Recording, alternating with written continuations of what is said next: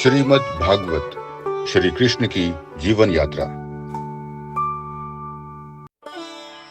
कान्हा की बंसी की बात ही निराली है। एक बार जो धुन निकलती थी तो हर इंसान अपनी सुध बुध खो करके उसी बंसी की धुन में रम सा जाता था। पर क्या आपको पता है कि भगवान जी के पास ये बंसी आई तो आई कैसे? एक बार की बात है, जब सभी देवताओं को पता चला कि कान्हा उनका जन्म हो चुका है तो वो सब उनसे मिलने के लिए तरह तरह की भेंट लेकर के उनके पास गए। भगवान शंकर ने भी सोचा कि मुझे भी जाना है, पर वो तो दीन दुनिया के मोह से मुक्त है ना, उनके पास देने को कुछ था ही नहीं। उन्होंने महर्षि दधीचि की हड्डी ली और उससे बंसी बनाई और फिर श्री कृष्ण भगवान से मिलने के लिए गोकुल चले गए। और वहां पहुंचकर भगवान को नमस्कार करके उन्होंने वो बंसी भगवान श्री कृष्ण को दी। तभी से कान्हा को वो बंसी बहुत प्यारी है और इसीलिए उस बंसी की तान का कोई और मुकाबला कर ही नहीं सकता है। मैं वीरा श्रीमद् भागवत के 10वें स्कंद के अध्याय आपको सुना रही हूँ। राजा परीक्षित को व्यास जी के पुत्र श्री शुकदेव जी ने 7 दिनों में श्रीमद् भागवत सुनाई थी, जिसका नाम सुख सागर पड़ा। उसी सुख सागर के 10वें स्कंद से सभी अध्याय आप यहाँ सुन रहे हैं इस पॉडकास्ट में। तो आपको पहले ही अध्याय में पता चल चुका है कि नारद जी ने कंस को जाकर बताया कि कंस, तुम चाहे जितना बचना चाहो अब तुम बच नहीं सकते, क्योंकि तुम्हें मारने वाले श्री कृष्ण भगवान इस दुनिया में आ चुके हैं। वो गोकुल में रहते हैं। बस ये सुनना था कि कंस ने सभी राक्षसों को एक एक करके वहां भेजना शुरू करा और इसी के तहत उसने शल और तोशल इन पहलवानों को भी बुलाया और कहा कि तुम कान्हा और बलराम दोनों से कुश्ती लड़ने के बहाने उन्हें बुलाना और उन्हें मार डालना, और दंगल की जगह पर फाटक पर कुवलया पीड़ हाथी को खड़ा कर देना, ताकि अगर वो तुमसे बच जाएं तो वो हाथी उन्हें कुचल कर मार डाले। तो आइए अब जानते हैं कि कुवलया पीड़ हाथी का उद्धार कैसे हुआ, श्री कृष्ण भगवान ने अखाड़े में कैसे प्रवेश किया। अध्याय 29। श्री शुकदेव जी कहते हैं कि हे परीक्षित, दरवाजे पर शल और तोशल ने कुवलया पीड़ नाम के हाथी को खड़ा कर रखा था। जब दंगल का समय आया तो भगवान श्री कृष्ण ने दोनों ही राक्षसों को हरा दिया और बाहर निकलने लगे। जैसे ही वो बाहर निकल रहे थे कि उस हाथी ने क्रोध में भरकर भगवान श्री कृष्ण को अपनी सूंड में लपेट लिया, लेकिन कृष्ण भगवान ने उस वक्त अपने आप को इतना छोटा कर लिया कि वो उसकी सूंड से बाहर निकल आए और फिर उसके मस्तक पर एक घूंसा मारकर उसके पैरों के बीच छुप गए। कृष्ण भगवान ने उसकी पूंछ पकड़कर उसे घसीटना शुरू किया और फिर चारों ओर जोर जोर से घुमाकर उसे पृथ्वी पर पटक दिया। इतना ही नहीं, पृथ्वी पर पटकने के बाद उसके दोनों दांत भी भगवान श्री कृष्ण ने उखाड़ लिए और उसके महावत को भी मार डाला। और इसके बाद भगवान श्री कृष्ण और बलराम जी ने विजयी होकर हाथी के दांत को अपने हाथों में पकड़ा और अखाड़े में प्रवेश किया, जहां चारों ओर मथुरावासी थे और एक तरफ कई पहलवान आदि भी बैठे हुए थे।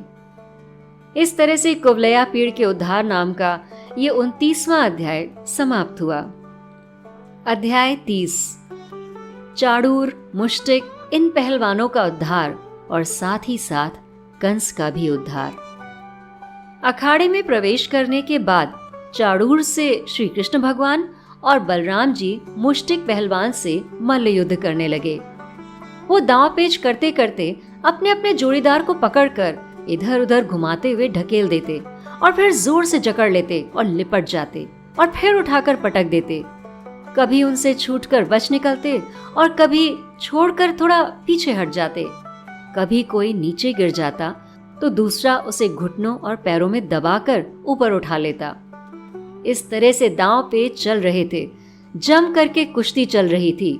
देखने वाले सभी लोग कंस को गालियां दे रहे थे कि कहाँ ये दो छोटे छोटे बच्चे श्री कृष्ण और बलराम और कहाँ इतने बड़े बड़े बलवान पहलवान, ये किस तरह का अधर्म वाला युद्ध करवाया जा रहा है।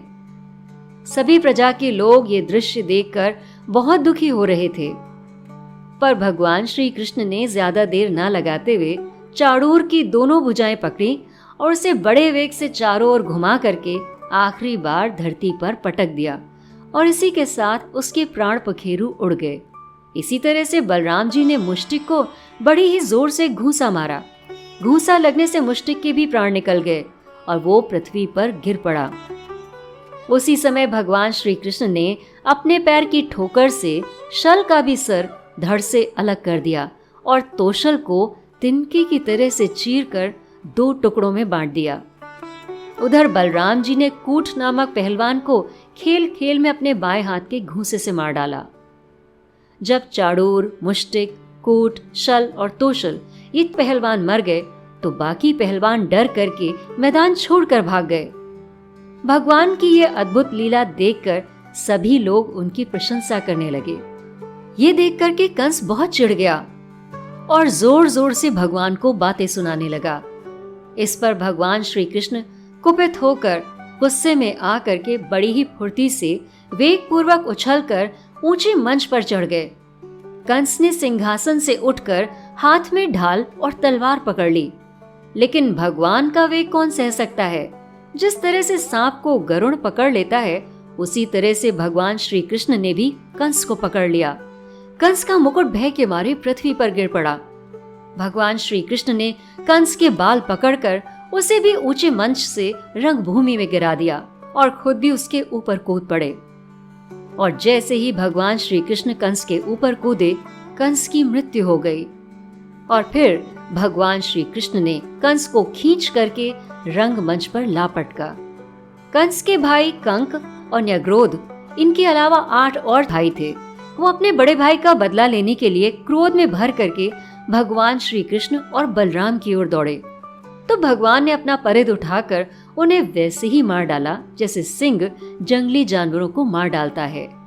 और इन सब के मरते ही आकाश में दुंदुभियां बजने लगी, अप्सराएं नाचने लगी और देवता पुष्पों की वर्षा करने लगे।